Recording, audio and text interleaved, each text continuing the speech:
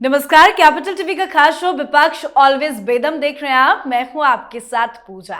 संसद में पीएम मोदी ने छाती ठोक कर कहा था कि एक अकेला सब पर भारी है, और वाकई में पीएम मोदी के सामने विपक्ष पूरी तरह से बेदम है। विपक्ष के बड़े बड़े नेता पीएम मोदी से खौफ खाते हैं। पीएम मोदी को हराने के लिए ही पूरा विपक्ष एकजुट भी हुआ, इंडी गठबंधन भी बनाया गया। ये बात अलग है कि ये गठबंधन बस नाम का है, पर विपक्ष एन केन प्रकार बीजेपी को सत्ता से बेदखल करना चाहता है। विपक्षी पार्टियों की आपसी कलह के बीच अब असदुद्दीन ओवैसी का बयान सामने आया। ओवैसी ने कांग्रेस पर तंज कसते हुए कहा कि कांग्रेसी बोलते थे कि हम तो बीजेपी की बी टीम है, हम जहां चुनाव लड़ते हैं वहां बीजेपी को फायदा होता है। लेकिन मैं पूछता हूं कि हरियाणा में तो हमने चुनाव नहीं लड़ा, फिर बीजेपी वहां कैसे जीत गई? ओवैसी ने कांग्रेस पर हमला तो बोला है ही, पर फिर भी मोदी के डर से वो विपक्षी एकजुटता की बात कर रहे हैं। उन्होंने कहा है कि भाजपा को हराने के लिए कांग्रेस को एकजुट होना होगा। तो विपक्ष की इन्हीं मुसीबतों पर चर्चा करेंगे। मेरे साथ स्टूडियो में मौजूद हैं कैपिटल टीवी के editor in chief doctor Manish Kumar और एग्जीक्यूटिव एडिटर राजीव जी। सर, आप दोनों का बहुत बहुत स्वागत है। धन्यवाद। सर, क्या कुछ चल रहा है विपक्ष में? ओवैसी साहब इस तरह के बयान क्यों दे रहे हैं? देखिए, पहले तो कांग्रेस पार्टी की बात कर लेते हैं। किस तरीके से कल बदजुबानी की है मल्लिकार्जुन खड़गे ने। ऐसा लग रहा है कि हार का फ्रस्ट्रेशन इतना ज्यादा इनके ऊपर सवार हो गया। आपने सीधे सीधे कहा भारतीय जनता पार्टी आतंकी पार्टी है। अच्छा, भारतीय जनता पार्टी आतंकियों की पार्टी है तो संसद में आतंकी बैठे हुए हैं, प्रधानमंत्री आतंकी है, इतने सारे मुख्यमंत्री आतंकी हो गए, इतने सारे विधायक जो अलग अलग राज्यों में बैठे हुए आतंकी हो गए। अरे कुछ शर्म करो। क्या बोलते हो? क्या उसका अर्थ निकलता है? अगर ये समझ में नहीं आता है, संन्यास लेके जाइए। आप कुछ भी बोल दोगे। आप ये कह रहे हो कि देश की जनता आतंकियों को चुनती है और हम तो दूध के धुले हुए हैं, हमें हरा देती है। अरे भाई, हार रहे हो तो उसमें कम से कम बोली में थोड़ा सा मधुरता लाने की आवश्यकता है। जैसा राहुल गांधी, वैसे मल्लिकार्जुन खड़गे और वैसे ही इनके प्रवक्ता। ये लोग मुंह खोलते हैं और कांग्रेस पार्टी का समर्थन बेस जो है वो घटता है। जहां जाएंगे उल्टी पुल्टी बातें। देखिए, जिस जगह पे कांग्रेसी प्रवक्ता पहुंचेगा टेलीविजन चैनल के अंदर डिबेट करने के लिए, बीजेपी से कम और एंकर से ज्यादा लड़ना चालू कर देते हैं। मीडिया को गाली, उसको गाली, उसको गाली। तो जब होता क्या है कि जब आप बिल्कुल तरीके से फ्रस्ट्रेटेड होते हो तो ओवैसी जैसे लोगों को मौका मिलता है कि जो जला हुआ शरीर है उसके ऊपर मिर्च डालने का। क्या खेल कर रहे हैं ओवैसी? महाराष्ट्र में चुनाव लड़ना है उनको, पहले से वो ग्राउंड तैयार कर रहे हैं, क्योंकि महाराष्ट्र में उम्मीदवार लेकर के आएंगे ये लोग। फिर कहेंगे ये तो बीजेपी की बी टीम, बीजेपी की बी टीम। तो वही वो सवाल पूछ रहे कि हरियाणा में तो हम तो थे नहीं, फिर कौन है बी टीम? तो बी टीम कौन है, पर क्यों हारे बताओ। और उन्होंने एक तरीके से ऑफर दिया कि महाराष्ट्र में जो अलायंस है आप लोगों का, और ये मत भूलिए, जब उद्धव ठाकरे भारतीय जनता पार्टी को तोड़ करके उस 5 स्टार होटल के अंदर में सब लोग जब पहुंचे थे तो ओवैसी का भी आदमी वहां था। औरंगाबाद से जो एमपी है वो भी वहां मौजूद था, ओवैसी साहब का भी समर्थन था। तो वो ये कह रहे हैं कि हमें भी घुसने दो, टिकट बंटवारा हो रहा है। हालांकि उनको मालूम है कि कांग्रेस पार्टी मना कर देगी। तो जो कांग्रेस पार्टी मना कर रही है, इससे क्या समझ में आ रहा है कि जो बात अखिलेश यादव कह रहे हैं, जो बात ममता कह रही है, जो केजरीवाल कह रहा है, जो ओवैसी कह रहे हैं, सारे लोग एक ही बात को कह रहे हैं। और भी तो चर्चा लुटियन जोन में शुरू हो चुका है कि इंडी गठबंधन के अंदर, विपक्ष के अंदर लीडरशिप जो है वो रोटेटरी होना चाहिए। मतलब राहुल गांधी के लीडरशिप के ऊपर अब सवाल खड़े होने शुरू हो गए। बिल्कुल सर, जिस तरह से ओवैसी ने बयान दिया है वो किस रणनीति का हिस्सा समझे? देखिए, ओवैसी अब जो चाह रहा है वही कांग्रेस चाह रही है, जैसा अभी दिखाई पड़ रहा है।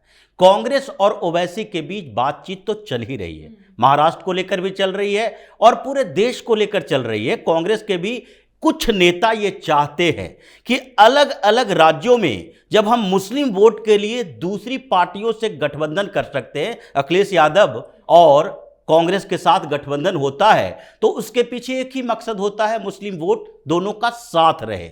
और राजद के साथ अगर बिहार में गठबंधन होता है उसके पीछे भी कांग्रेस की रणनीति यही रहती है कि मुस्लिम वोट न बटे, उसका मुस्लिम वोट हमारे पास भी आ जाए, नहीं तो रीजनल पार्टियां मुस्लिम वोट अपने साथ ले आती है और हम अकेले चुनाव लड़ने के बाद कुछ कर नहीं पाते हैं। ये इन लोगों के लिए अंदर से जो रिपोर्ट तैयार हुई है उसमें बात की जा रही है कि ओवैसी से हमें क्यों चिढ़ना चाहिए। ओवैसी मुसलमानों को कंसोलिडेट करेगा। अगर 8 पार्टियां हमारे साथ गठबंधन के लिए नेगोशिएशन करती है तो उससे बेहतर है कि एक पार्टी मुसलमानों की तैयार करो और उसको तवज्जो दो ताकि दूसरे जगह पर भी उसका इस्तेमाल करें। बिहार में सीमांचल में पिछले विधानसभा चुनाव में ओवैसी की पार्टी की 6-7 विधानसभा सीटों पर जीत हुई थी। भले ही वो बाद में राजद में शामिल हो गया, एक ही विधायक बचा, लेकिन फिर भी बैकअप तो है, मुसलमान उसे सपोर्ट तो कर रहे हैं। उत्तर प्रदेश में मुस्लिम बहुल इलाकों में ऐसी स्थिति रहेगी। तो अलग अलग जगहों पर ये एक दूसरे के साथ मिले हुए हैं, रणनीति बन रही है। और ये जो महाराष्ट्र में चुनाव होगा, अगर ओवैसी अघाड़ी में शामिल होता है, उद्धव ठाकरे बाहर होते हैं, ये संभावनाएं हैं, क्योंकि ओवैसी के आने के बाद उद्धव ठाकरे के लिए बहुत बड़ी मजबूरी हो जाएगी। और ऐसे कई पार्टियां हैं जिसके लिए परेशानी खड़ी हो जाएगी कि हमारे गठबंधन में ओवैसी रहेगा तो फिर कांग्रेस और ओवैसी के इस 60 गांठ से हम लोगों के लिए जगह कम हो जाएगी। इसलिए अब इंडी अलायंस में जो अलग अलग पार्टियां कांग्रेस के साथ बार्गेनिंग करती है, नेगोशिएशन करती है, उसके बाद यहां कांग्रेस के अंदर इस बात की चर्चा हो रही है कि हमें ओवैसी को फ्रंट पे लाना चाहिए और उसे एक बड़ा चेहरा बनाना चाहिए ताकि कांग्रेस के साथ तालमेल से हम मुस्लिम वोटों को फिर से अपने साथ ला सकें, एकजुट कर सकें इन्हीं दोनों पार्टियों के बीच। तो सर, अगर ओवैसी और कांग्रेस पार्टी के बीच में कुछ साठगांठ होता है तो इससे किसे फायदा और किसे नुकसान होगा? देखिए, वो कहते हैं ना पोटासियम साइनाइड, वो जिससे टच करेगा, जो टच होगा वो बर्बाद होगा। ये पोटासियम साइनाइड है हिंदुस्तान की राजनीति के। ऐसा मैं क्यों कह रहा हूं? जैसे राजीव ने बताया कि अगर वो कांग्रेस पार्टी के साथ आएंगे, उद्धव ठाकरे को जाना होगा, और अगर वो बिहार में आते हैं तो आरजेडी वाले क्या करेंगे? आरती उतारेंगे। तब तो आप ये कह रहे हो कि मुसलमानों का लीडर आप बना दोगे, नेशनल लेवल का एक ऐसा लेवियाथन क्रिएट कर दोगे कि फिर कांग्रेस पार्टी भी कंट्रोल नहीं कर पाएगी उसको। तो एक समस्या ये है। फायदा किसको होगा? नुकसान तो कांग्रेस पार्टी और इंडी गठबंधन को होगा। फायदा किसको होगा? फायदा तो बल्ले बल्ले नाचना शुरू कर देंगे भारतीय जनता पार्टी। ये लोग जो है मिठाई बांटना शुरू कर देंगे, क्योंकि फिर टारगेट जो है फोकस्ड हो जाएगा। देन आप ये कह सकते हो खुल्लम खुल्ला कि कांग्रेस पार्टी मुसलमानों की पार्टी हो गई। देखिए कितना चोरी चोरी चुपके चुपके, कोई नाम नहीं लेता कि जब केरल के अंदर में मुस्लिम लीग से गठबंधन करते हैं, ये कोई भी दलाल पत्रकार मुस्लिम लीग का नाम ही नहीं लेगा, जैसे तो कोई हत्या नहीं है। किसी ने बताया कि कर्नाटक के अंदर में एसडीपीआई के साथ इसका टैसिट अंडरस्टैंडिंग था। ये पीएफआई की पार्टी, ये कांग्रेस पार्टी के साथ दिक्कत क्या है? मुसलमानों का वोट भी चाहिए और मुसलमान हमारे साथ हैं, मुस्लिम लीडर हमारे साथ हैं, मुस्लिम संगठन हमारे साथ है, एआईएम हमारे साथ है, मुस्लिम लीग हमारे साथ है, ये बताना भी नहीं चाहते। मुसलमानों को ठगने में कांग्रेस से ज्यादा उस्ताद कोई नहीं है। आप उसे उसका वोट भी चाहिए और उसको जो है आप लात मार करके दूर भी रखना चाहते हो कि हमारे आइडेंटिटी के साथ वो।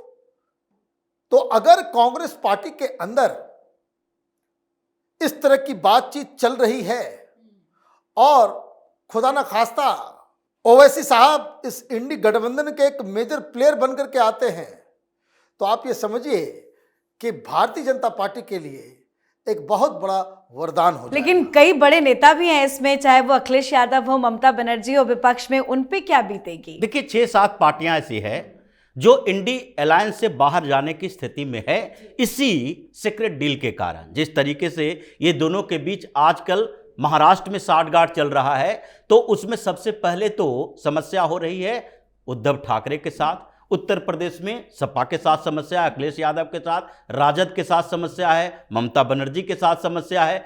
अलग अलग जगहों पर जहां ये कांग्रेस पार्टी सिर्फ मुस्लिम वोट के लिए अलायंस करती है, जैसे उत्तर प्रदेश में मुस्लिम वोट और समाजवादी पार्टी का दूसरा वोटर यानी कि यादव और ओबीसी की कुछ और जातियां, ये लोगों को अगर एक कंबाइंड स्तर पर देखें तो मुस्लिम वोट कांग्रेस को जाता है दोनों के गठबंधन से, लेकिन ओबीसी के दूसरे वोट 10-15% चले गए, वो बहुत बड़ी बात है। कांग्रेस के साथ मुश्किल से जाता है कैंडिडेट के अनुसार। तो अभी जो हिंदुत्व की बात हो रही है उसमें ये तो अभी 10-20 साल लग जाएगा कि 80% भी हिंदू वोट एक साथ जाए, 60-70% आने में भी बहुत समय लगेगा। अभी भी जातियों में हिंदू समाज बटी है। तो उस बीच में कांग्रेस को ये लगता है कि अगर ओवैसी के साथ आए, ये पार्टियां अगर 2-4 जगह पर हमारे साथ रही या गई तो उससे लॉन्ग टर्म इफेक्ट ज्यादा नहीं पड़ेगा।